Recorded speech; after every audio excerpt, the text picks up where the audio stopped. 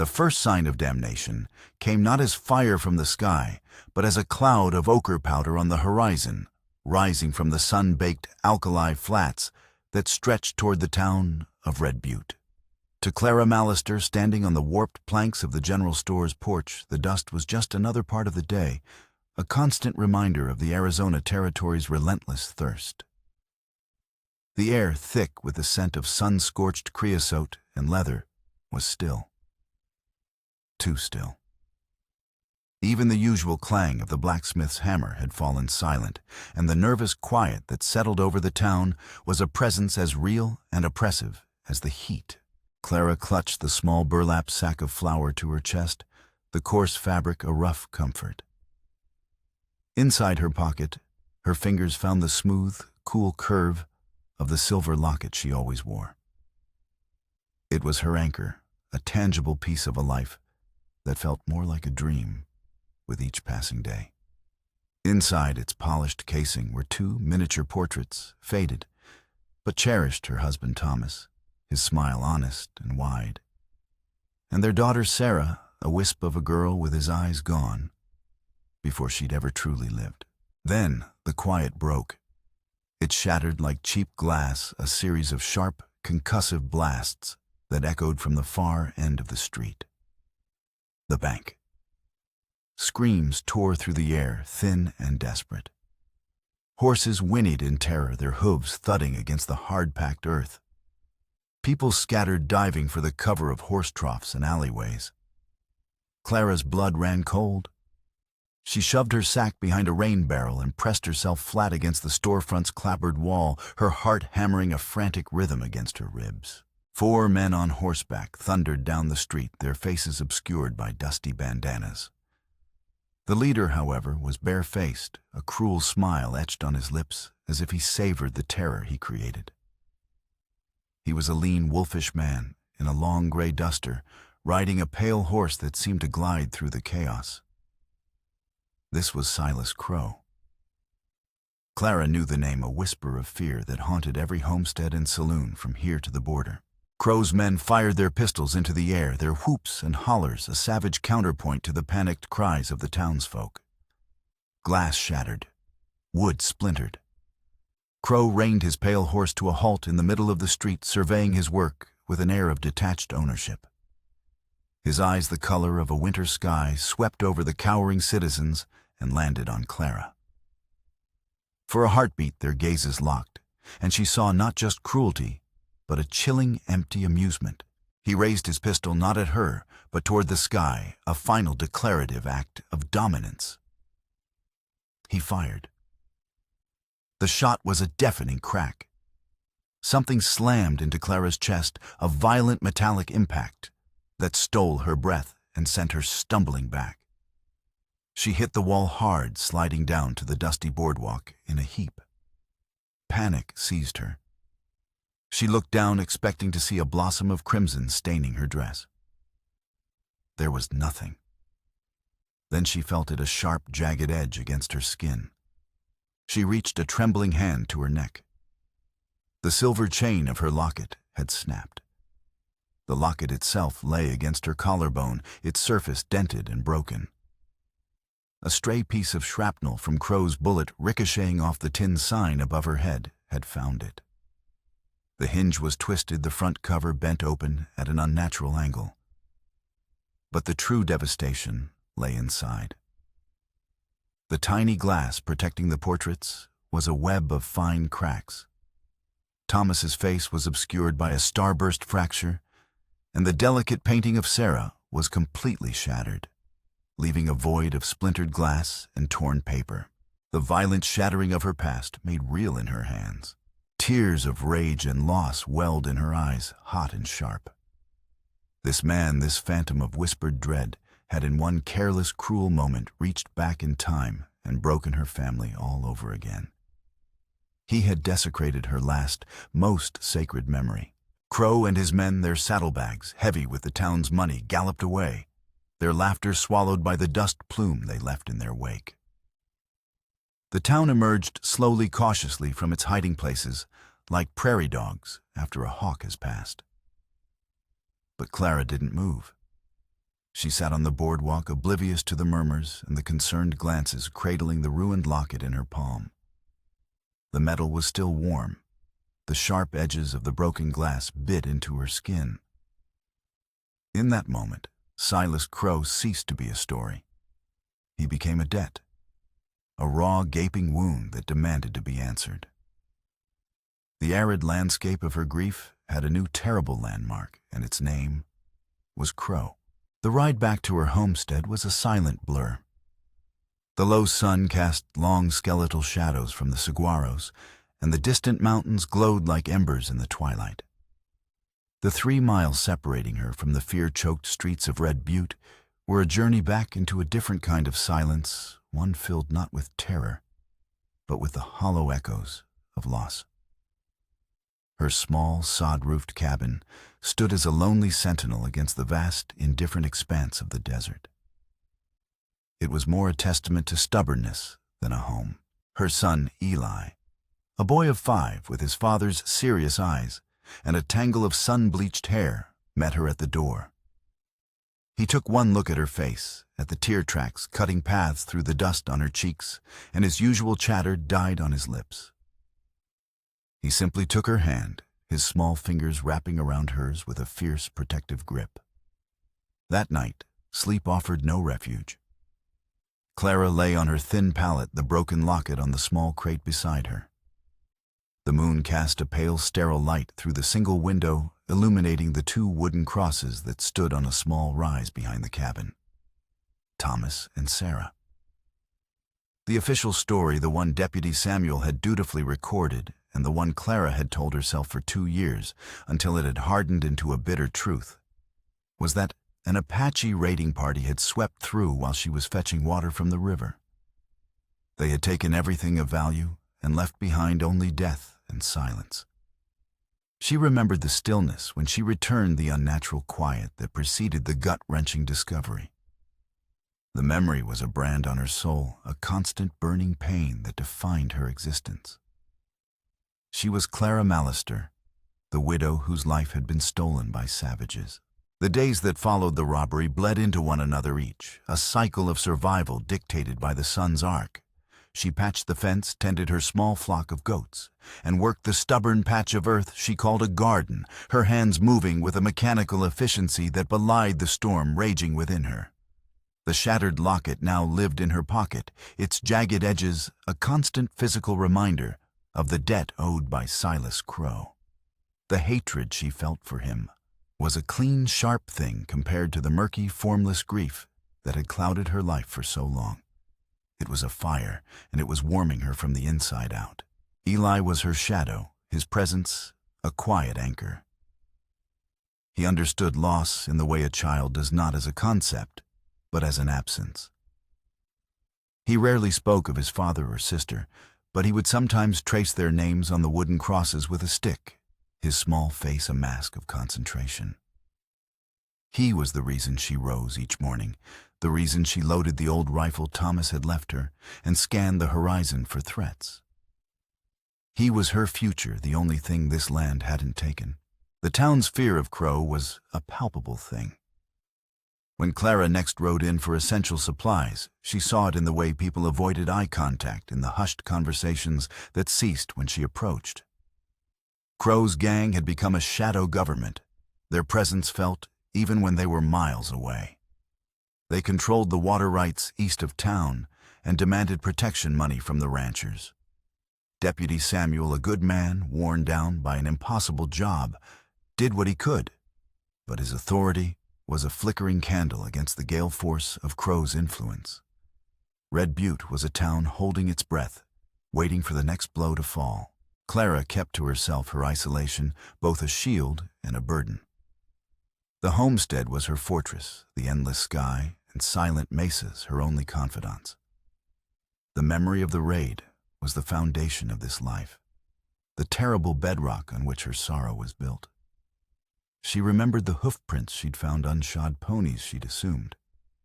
She remembered the single spent cartridge she'd found near the cabin, a brass casing from a rifle unlike Thomas's old repeater.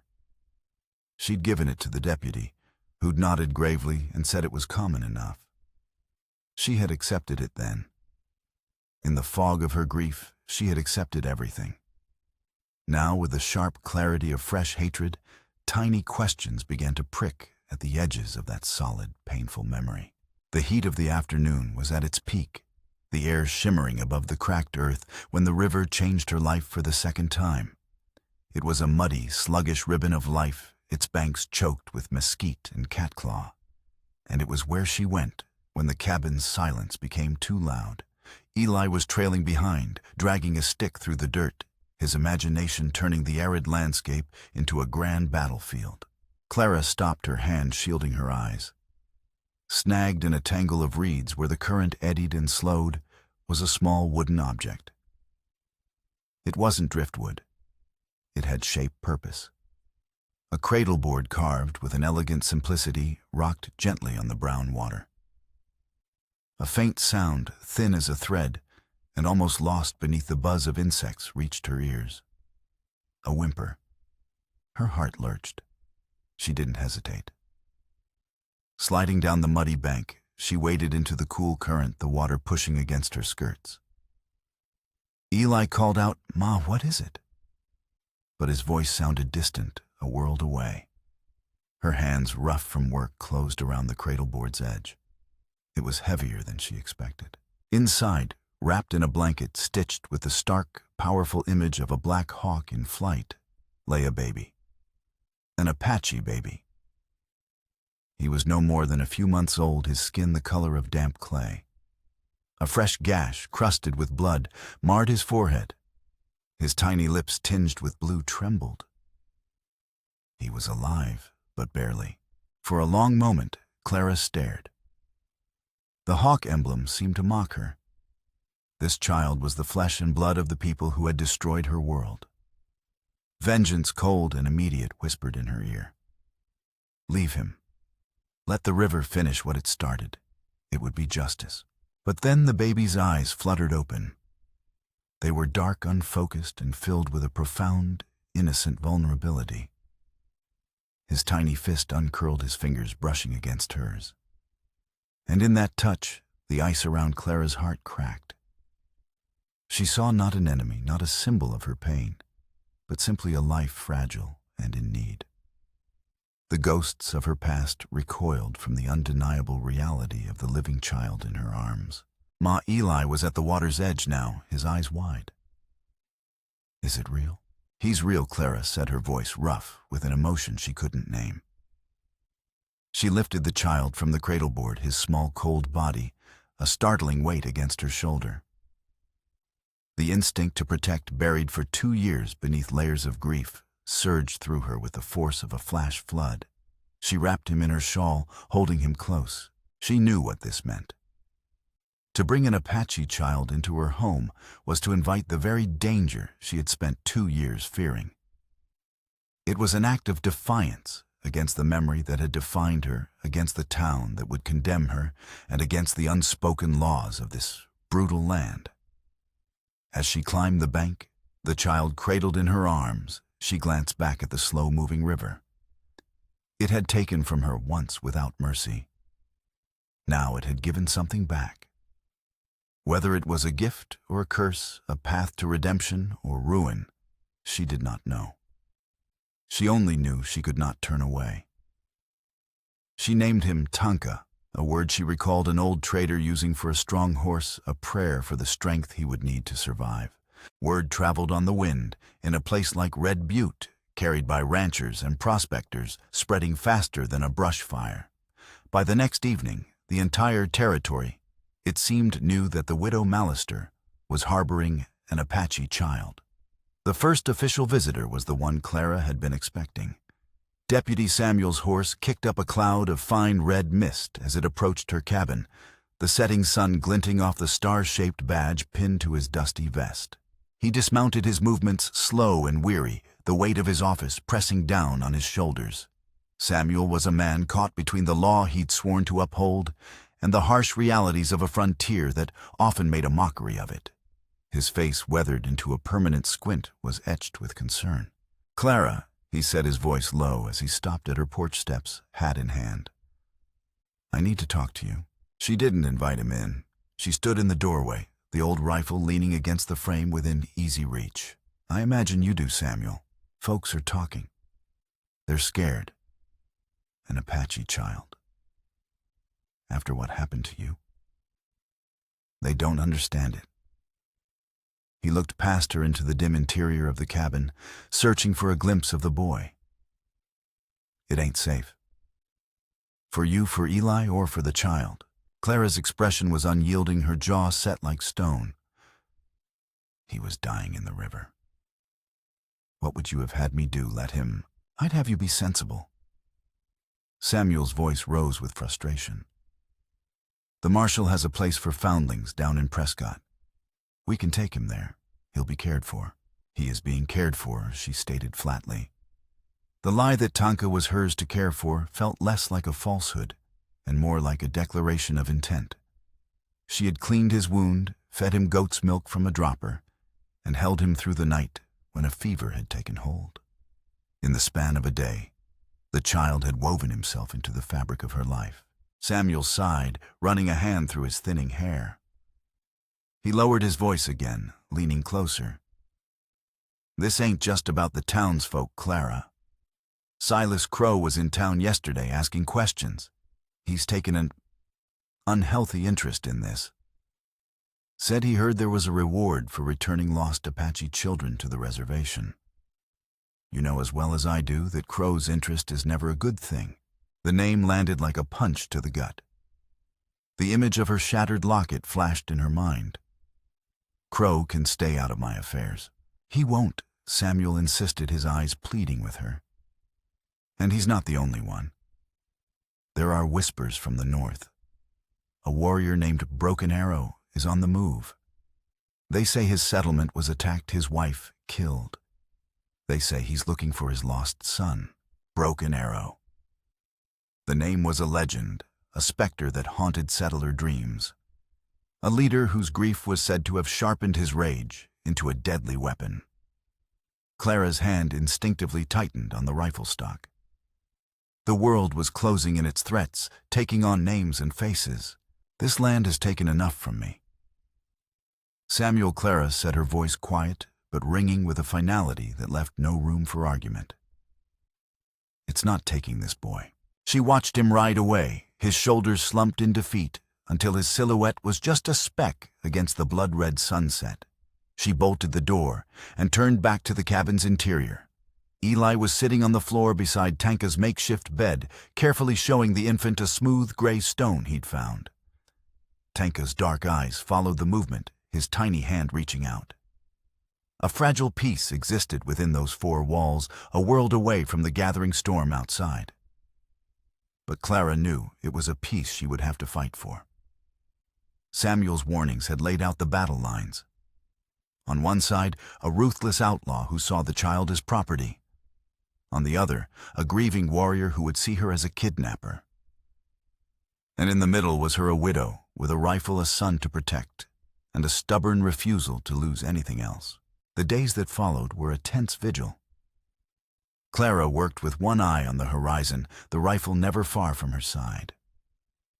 The vast, empty landscape that had once felt lonely now felt menacing, each distant butte and shadowy arroyo a potential hiding place for enemies. The alliance she had inadvertently forged with the infant in her care was a silent one, but it was absolute. Protecting him had become as vital as drawing breath. The arrival of Broken Arrow was not the violent onslaught she had feared. He came at dawn, not with a war party, but with 3 other riders, and their approach slow and deliberate, a sign of parley, not attack. Clara had seen their dust from miles off, and was waiting on the porch, Eli safely inside Tanka, bundled in a sling against her chest. The warrior dismounted, his movements fluid and economical. He was a tall man, his face a mask of hard-won dignity and profound sorrow.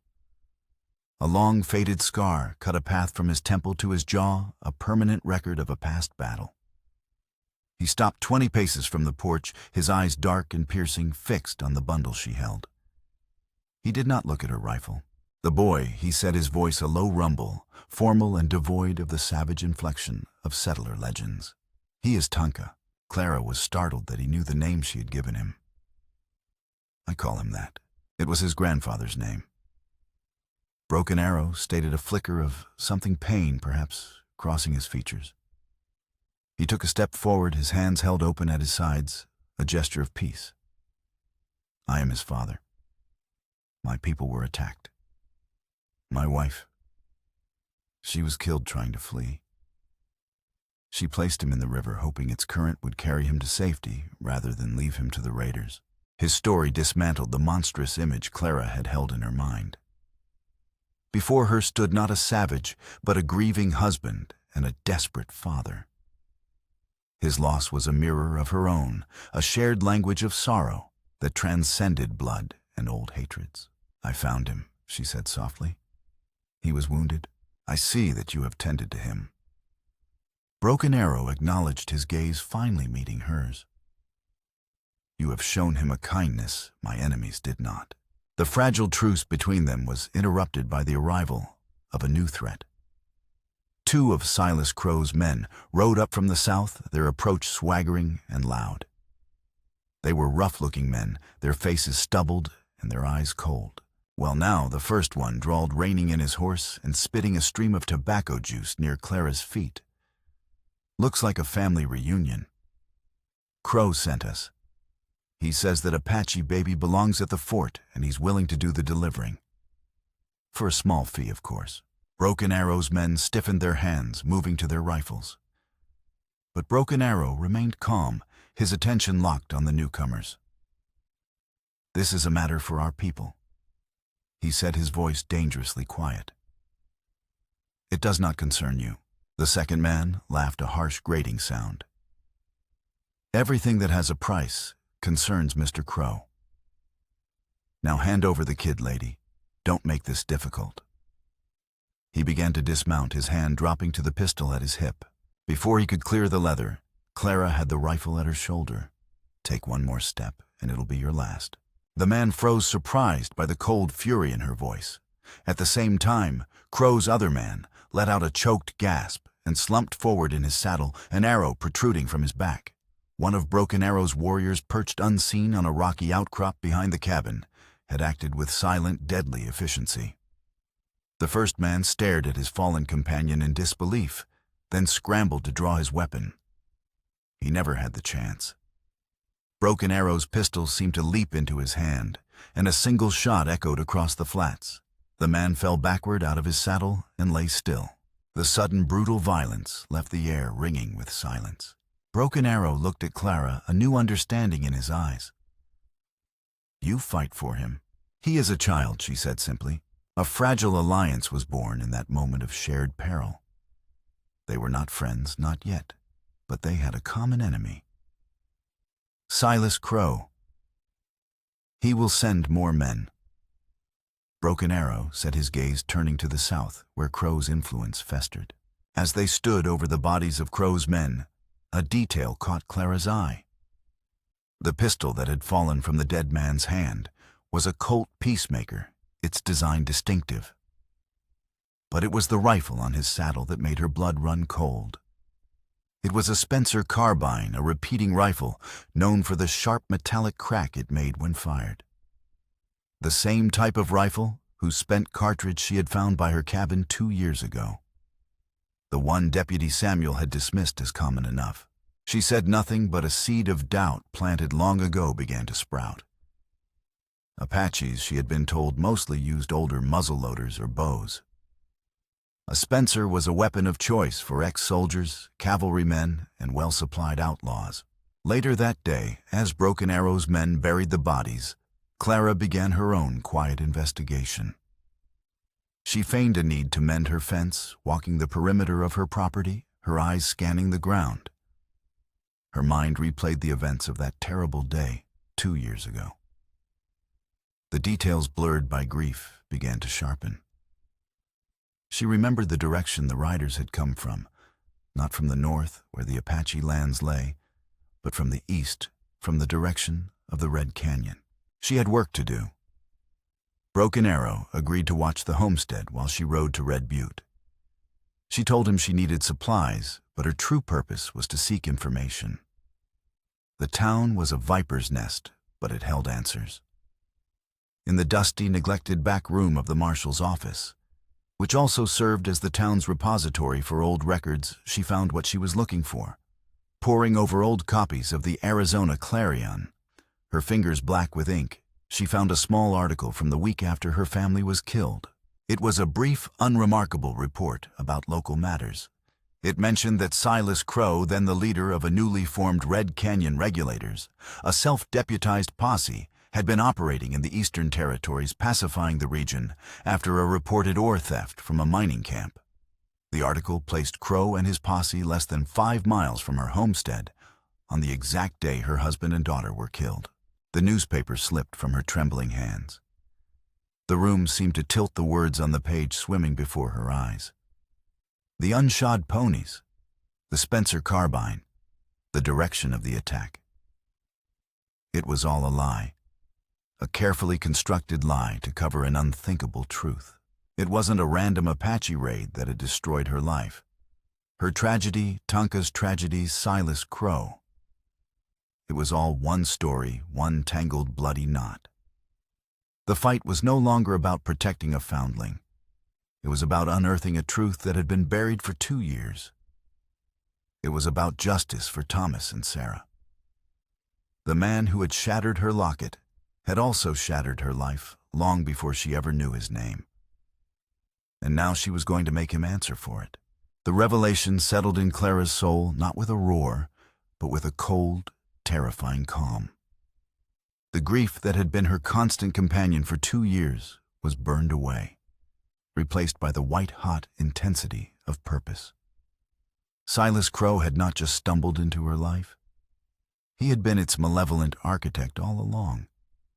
When she returned to the homestead, the setting sun casting her shadow long and sharp before her, she told Broken Arrow everything. She laid out the facts as she now saw them: the newspaper article, the Spencer carbine, the direction of the attack. She watched his face as the pieces fell into place for him as well. The so-called ore theft was likely a pretext. Crow's posse, under the guise of justice, had been nothing more than a band of marauders. Broken Arrow listened, his expression unreadable stone, but his eyes held a gathering storm. When she finished, he spoke, his voice low and heavy with a grief that felt as fresh as her own. "My village was peaceful," he said. "We traded with prospectors. We had no part in any theft. Crow's men came at sunrise. They said we were harboring thieves. They did not wait for an answer. They began shooting."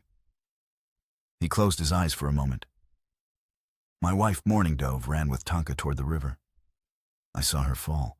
I thought they were both lost. Their separate tragedies were now one.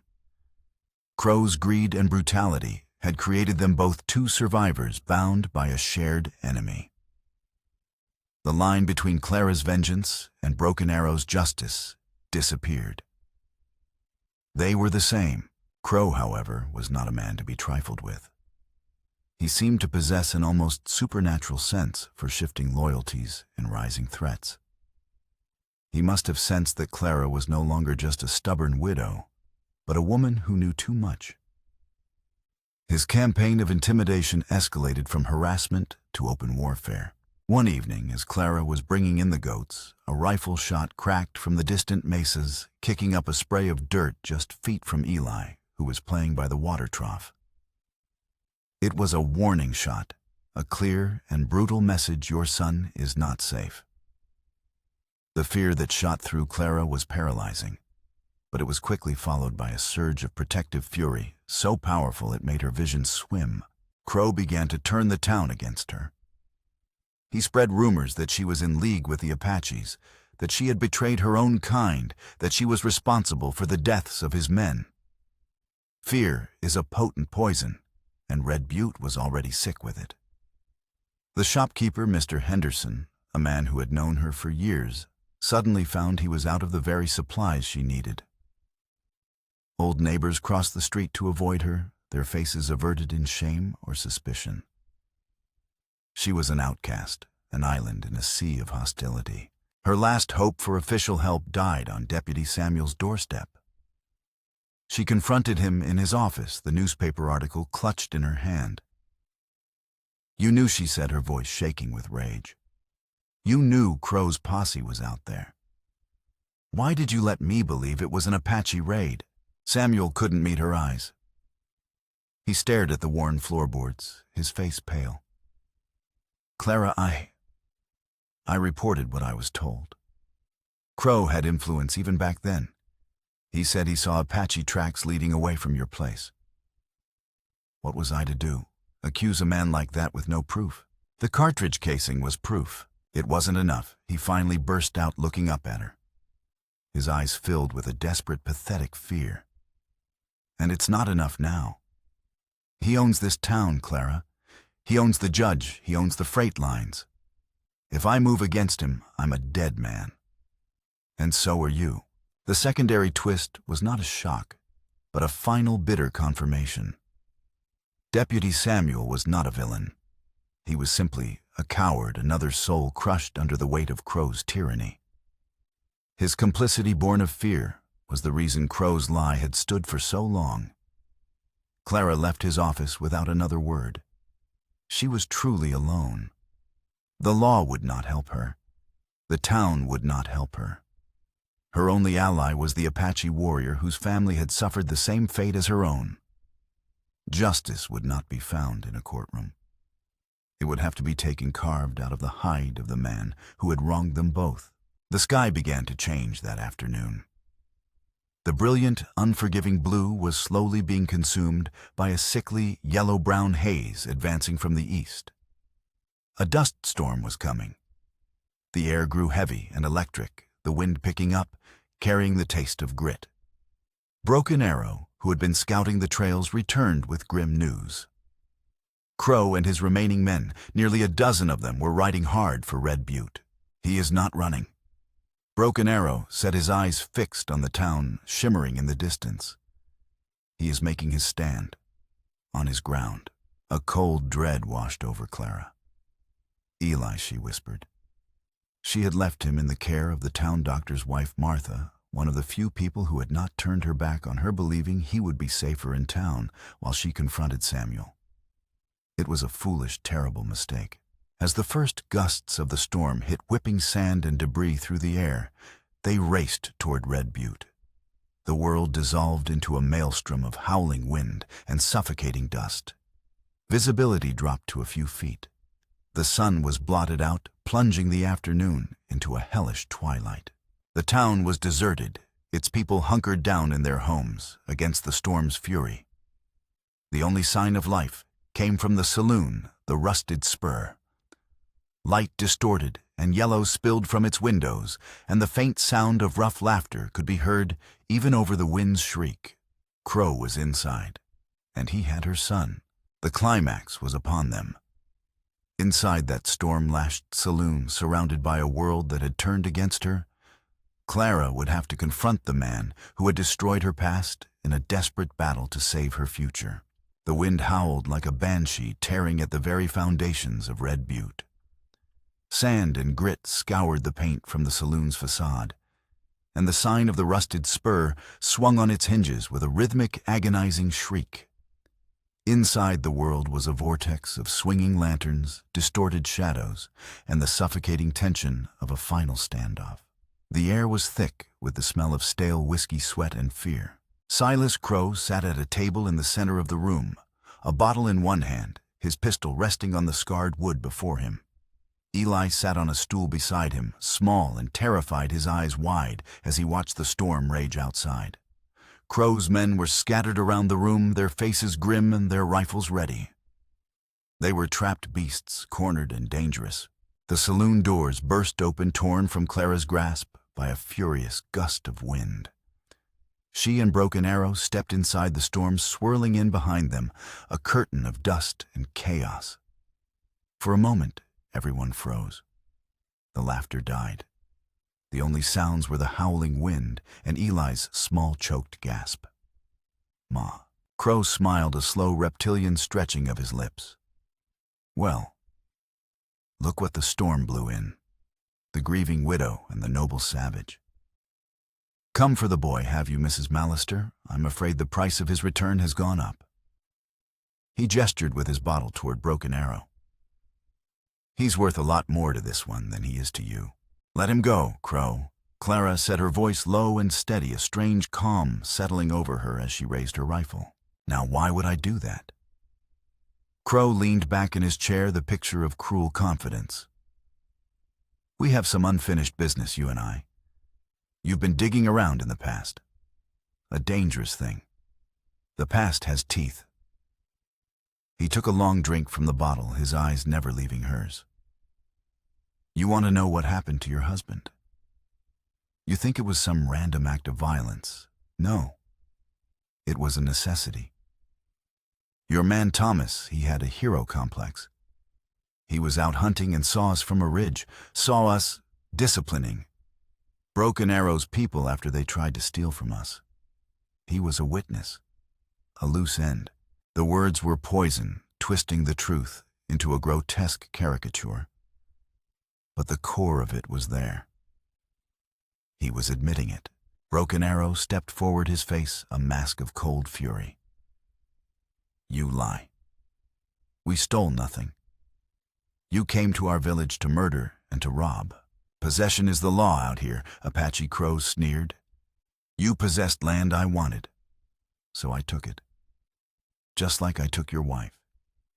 He savored the flicker of pain in Broken Arrow's eyes. And just like I took your husband, Mrs. Mallister. It wasn't Apaches who paid you a visit that day. It was me. Me and my regulators. I put a bullet in him myself. Quick and clean. A business transaction. He saw something he shouldn't have. He picked up his pistol, weighing it in his hand. And now so have you.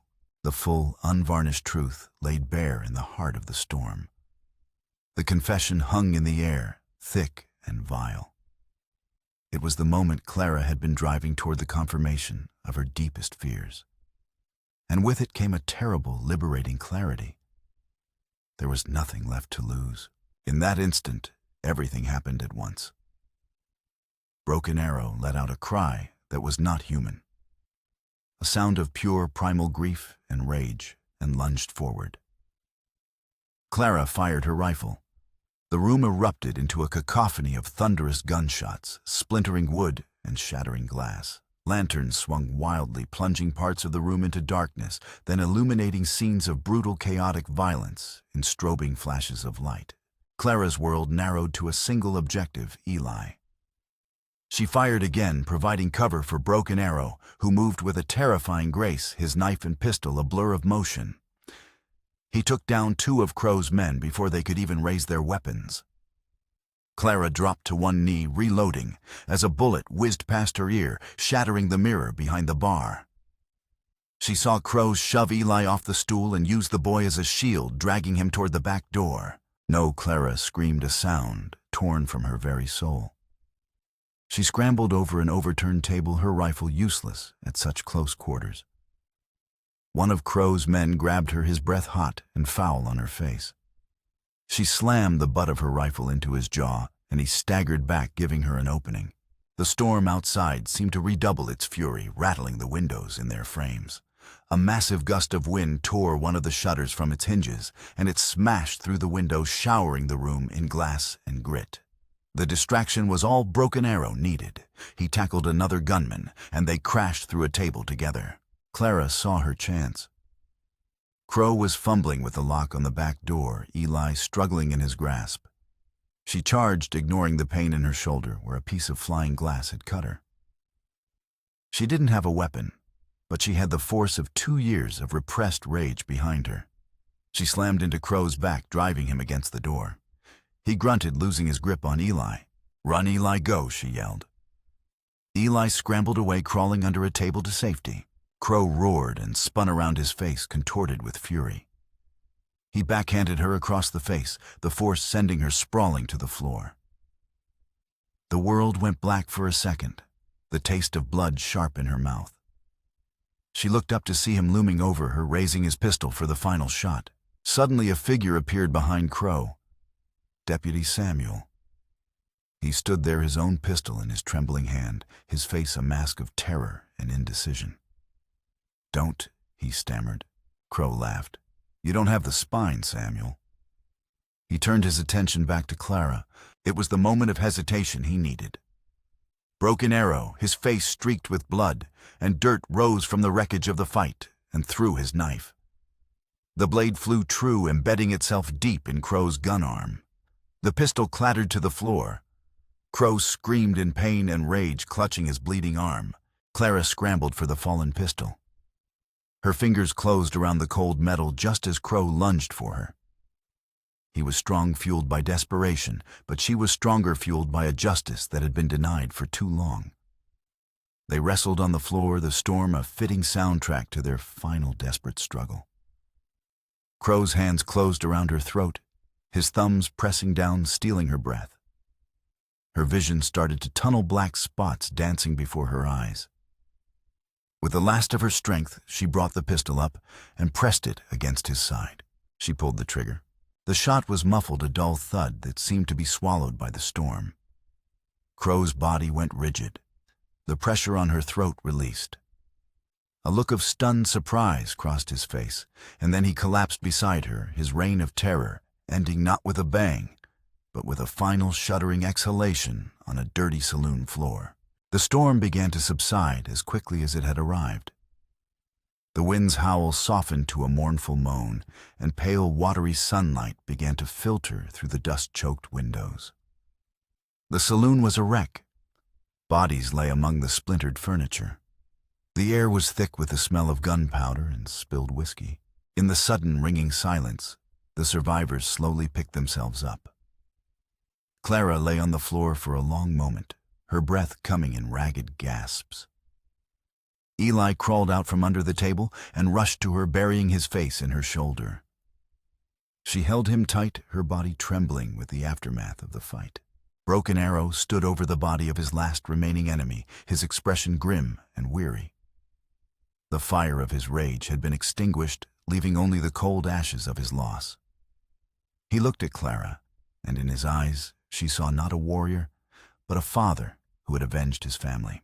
Slowly, the townspeople began to emerge from their homes, drawn by the silence that followed the storm of gunfire. They peered into the saloon, their faces a mixture of fear and awe. They saw the bodies of Crow's men. They saw their feckless deputy Samuel leaning against the bar, his face buried in his hands, weeping with shame. And they saw Clara Mallister, a lone widow, standing over the body of the tyrant who had held them all in his grip for so long. The truth was laid bare for all to see. In the quiet that followed, Samuel unpinned the star from his vest and placed it on the bar. He walked out of the saloon without a word, his career in law enforcement over. Clara found Broken Arrow outside, looking north toward the distant mountains where his people were. Tonka, who had been sheltered with Eli at the doctor's house, was now cradled safely in his father's arms. They didn't need to speak of the battle. The shared victory and the shared cost hung between them in the clean, rain-washed air. "He destroyed your past," Clara said softly, her gaze on the two small crosses on the hill behind her homestead. "You saved my future," Broken Arrow replied, looking down at the son he thought he had lost forever. He placed a hand briefly on her shoulder, a gesture of profound, unspoken gratitude. There was no bond of friendship between them, but something deeper of the mutual respect of two survivors who had walked through the same fire and emerged on the other side. Weeks later, a fragile sense of order had returned to Red Butte.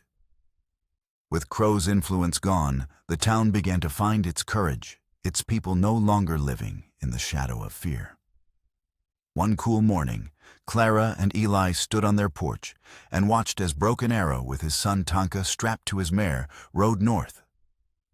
He was taking him home to the ancestral lands of his people, to begin the slow process of rebuilding a life from the ashes. He raised a hand in a final solemn farewell, and Clara raised hers in return. They watched until he was just a speck on the horizon, swallowed by the vast, unbroken landscape. The chapter of violence and vengeance was finally closed. A quiet peace settled over the homestead, a peace that felt earned and real. That evening, as the setting sun painted the canyon walls in hues of gold and crimson, Clara sat at her small wooden table. She took out the shattered locket from her pocket. For weeks, it had remained a broken relic of a painful past. Now, with careful, deliberate hands, she worked the twisted metal. She gently bent the silver casing back into shape, and with a small pair of pliers painstakingly repaired the delicate hinge. She opened it. The empty glass-strewn hollows stared back at her. From a small wooden box, she retrieved the original damaged portrait of Thomas, its edges frayed but his smile still intact. She carefully trimmed it and set it in its place. The space for her daughter Sarah, however, was too damaged to hold a picture. Eli, sensing the solemnity of the moment, came to stand beside her. He held out a small folded piece of paper. It was a child's drawing done with a piece of charcoal on rough paper. It was a simple stick figure portrait of 3 people standing in front of a small cabin, holding hands under a brightly shining sun. A mother, a boy, and a tiny baby. Clara's throat tightened. She took the drawing from him, her fingers tracing the simple lines. She carefully folded it and tucked it into the space where Sarah's portrait had once been. She clicked the locket shut. It held her past and her future side by side. Grief and hope contained within a circle of mended silver. She put the chain back around her neck, the locket settling into its familiar place against her heart, no longer just a memorial to what was lost, but a testament to what had been found.